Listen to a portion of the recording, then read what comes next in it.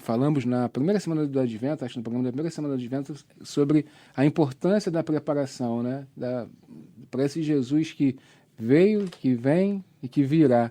E como é bom a gente estar bem preparado para esse encontro que vai acontecer verdadeiramente na missa do Natal, principalmente, né? Esse instante que a gente vai ter lá com ele. E como é que está nosso coração preparado. A gente falou sobre confissão, né? Eu sou catequista de Crisma, né? E eu vejo que uma das dúvidas sempre dos catecúmenos está exatamente quando a gente fala em sacramento da reconciliação e penitência, né?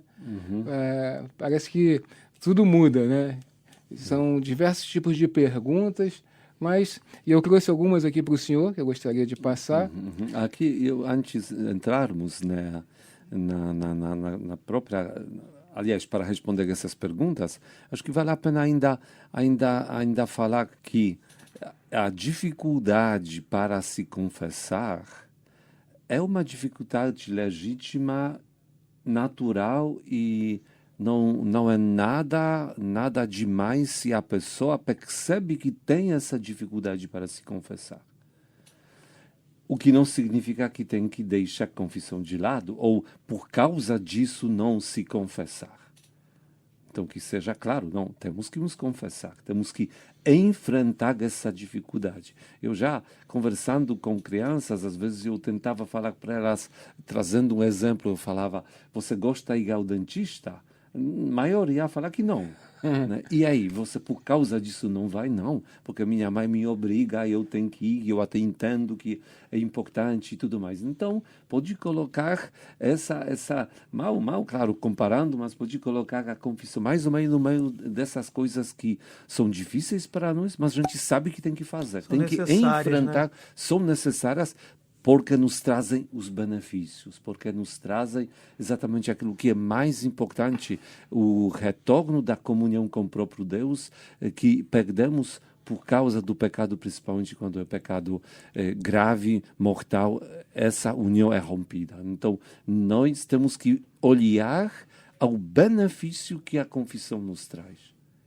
E por causa deste benefício é que vale a pena enfrentar todas as dificuldades que podem surgir quanto preparação ou depois realização da confissão. Na verdade, e toda essa dificuldade, ela pode, de certa forma, até ser terapêutica, né? Porque se você não quer passar por essa dificuldade, então evite pecar, né? De certa maneira, sim. Isso também entra como podemos dizer, um momento, como explicar isso, né? Que a memória da própria confissão como uma coisa que é difícil para nós, pode também se tornar, quem sabe, mais um argumento para eu não pecar, para eu resistir ao pecado, para eu não me entregar assim meio sem pensar ao pecado, né? A grande dificuldade, a primeira coisa que eles têm, assim, que falaram comigo, é vergonha, né? É como se fosse assim, eu conversando com eles em sala, né? O padre, vocês acham que vocês vão se confessar, e aí o padre está lá no altar, né, no dia da missa, falando assim, ih, aquele lá pecou aquele negócio, aquele outro lá pecou aquele outro negócio, aquele ali fez um pecado cabeludo, e assim... Eu pergunto para o senhor foi padre, né, durante tantos anos, hoje sou bispo, como é que é isso? Existe isso?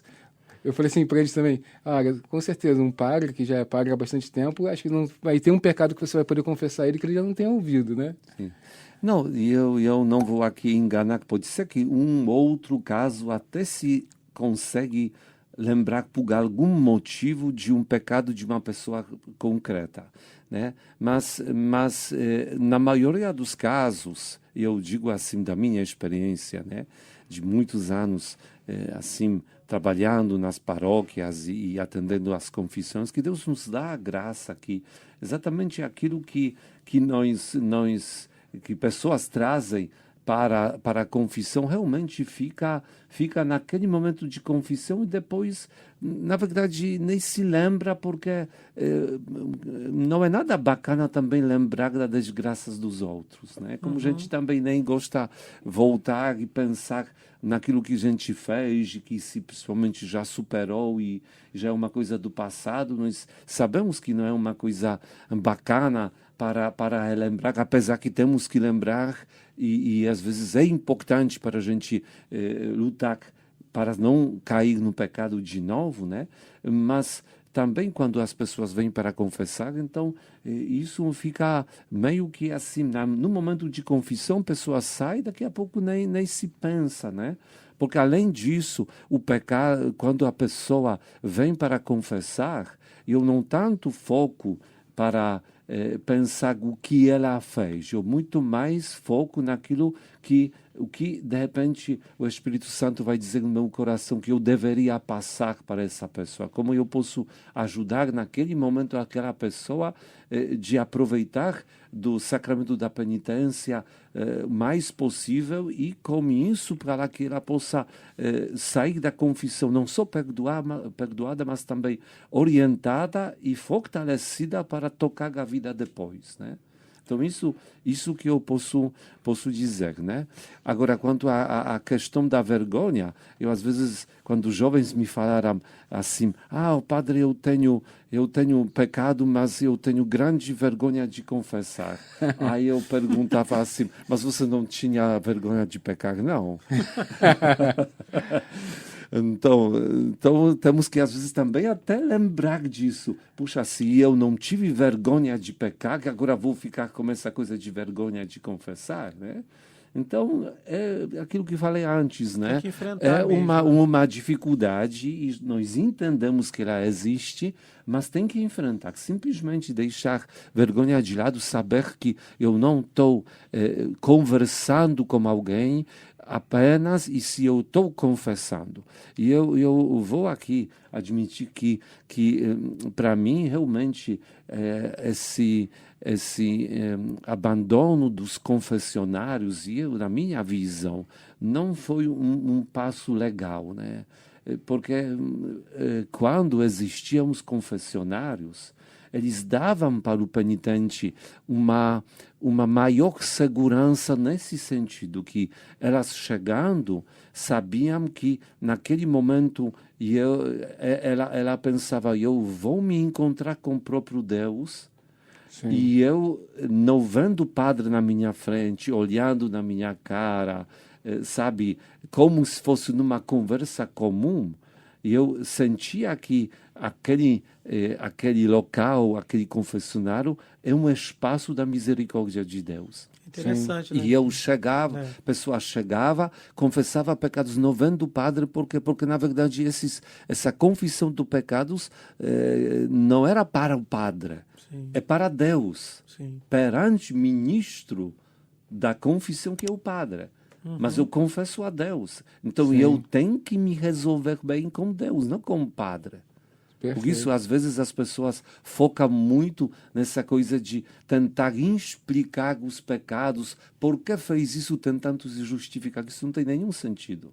Basta chegar e dizer que eu fiz isso, aquilo. Se são pecados graves, eu tenho que lembrar pelo menos um número aproximado quantas vezes um pecado aconteceu. Se são pecados veniais só, se eles acontecem frequentemente, vale a pena confessar e também dizer que eles acontecem frequentemente, mas basta simplesmente chamar pecado pelo nome. Eu fiz isso, aquilo, este pecado que é grave tantas vezes, isso, pronto. Então, a confissão dos pecados pode durar 1 minuto, 2 minutos, não precisa entrar em detalhes. Por outro lado, eu preciso falar claramente sobre o pecado.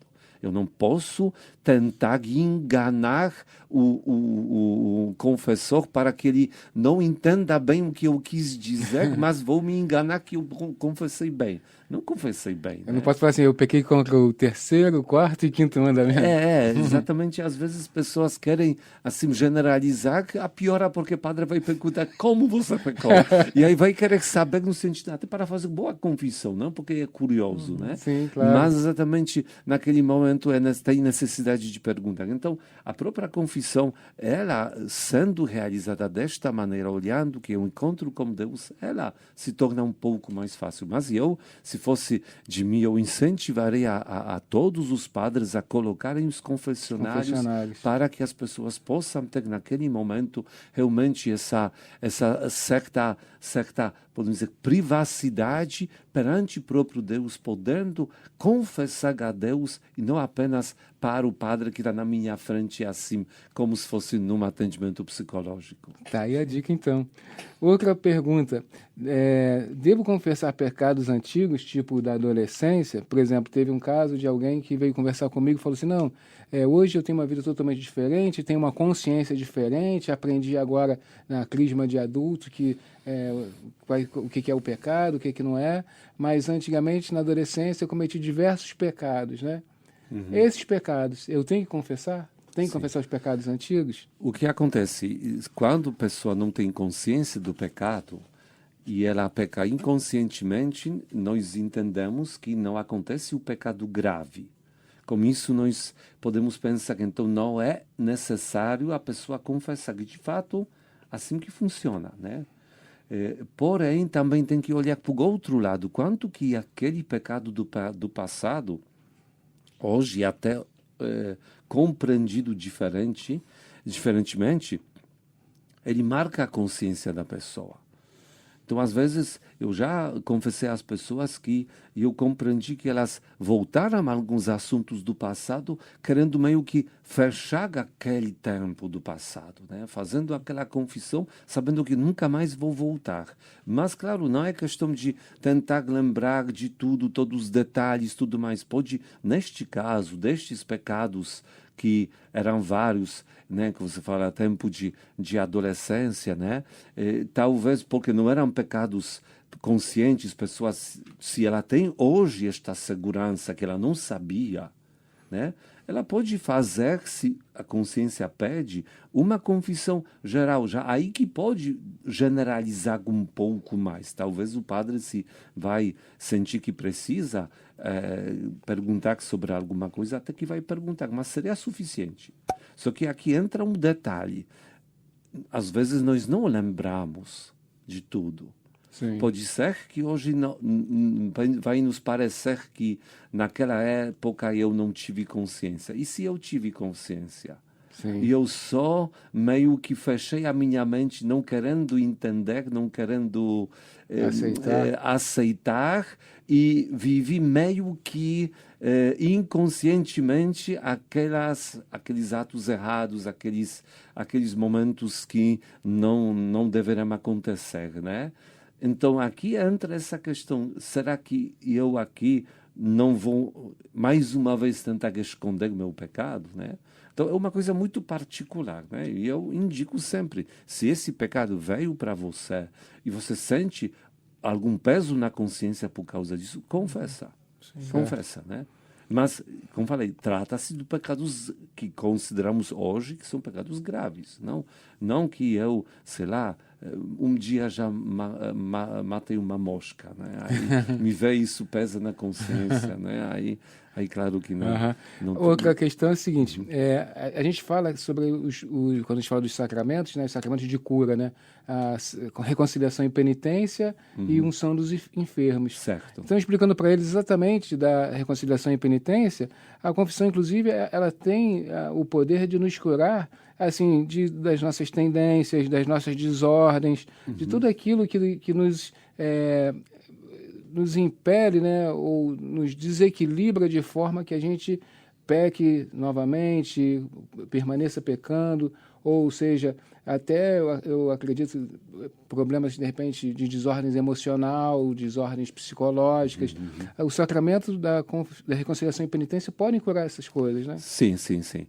É exatamente como você falou. Ele se chama este sacramento um sacramento da cura, um dos dois sacramentos da cura, porque nós podemos também nele receber a graça de sermos curados de fato daquela tendência que nos leva a pecar, né? E isso, na verdade, que nós temos que pedir a Deus. Não só que Ele purifique nosso coração das culpas que nós temos por causa dos pecados, né? Mas que Ele nos ajude para que nós possamos realmente nos livrar daquilo que nos leva a pecar. Aliás, este deveria ser um motivo para a gente buscar a confissão. Não só apenas eu procuro confissão para me confessar dos pecados, porém a tendência vai continuar e eu quero daqui a pouco fazer de novo porque eu gosto, depois eu me confesso, né? Esta visão seria errada. Então, nós entendemos, né, que busca da confissão, na verdade, é a busca da conversão. E a conversão é um processo muito maior e a confissão dentro desse processo entra como uma graça muito especial. Além de recebermos também o perdão dos nossos pecados, nós também recebemos a graça para a gente resistir mais ao pecado. Por isso também o sacramento da cura, porque nos meio que fortalece na imunidade espiritual, ela fica mais forte, com isso, perante os pecados, a gente fica mais resistente, né? As pessoas perceberam já que quando comete um pecado, daqui a pouco com facilidade entra segundo, terceiro, quarto, quinto. É verdade. Então, às vezes, tem aquela coisa, evitar o primeiro, fazer tudo para que não aconteça, porque assim que os outros não vão entrar na nossa vida. Exatamente por conta disso, né? Que a confissão não é para se limpar, mas para se curar, né? Sim, sim, sim. Também eu tenho uma pergunta, por exemplo, durante a confissão, lá eu fiz meu exame de consciência e na hora da confissão eu esqueci um dos pecados. Não é de propósito, não, esqueci mesmo. Esse pecado está perdoado? Fiz exame de consciência, me confessei, Entendi. depois eu percebi um pecado e Então, esqueci de contar. Certo. Então, o que a igreja nos pede para que nós, depois dessa confissão, se lembramos, saímos da confissão e lembramos um pecado, podemos continuar comungando, porém, na próxima confissão, vale a pena dizer, padre, na última confissão, esqueci de confessar tal pecado. Okay? Então fica tranquilo. Okay. Eu acho que não sei se tem mais perguntas dentro deste tema, mas acho que vamos deixar para outra hora por causa do tempo. Então agradeço por foi muito bom. essa colaboração de vocês e esperamos que a nossa partilha aqui possa ajudar as pessoas numa boa confissão em preparação para o Natal. Louvado seja nosso Senhor Jesus Cristo. Para sempre seja louvado.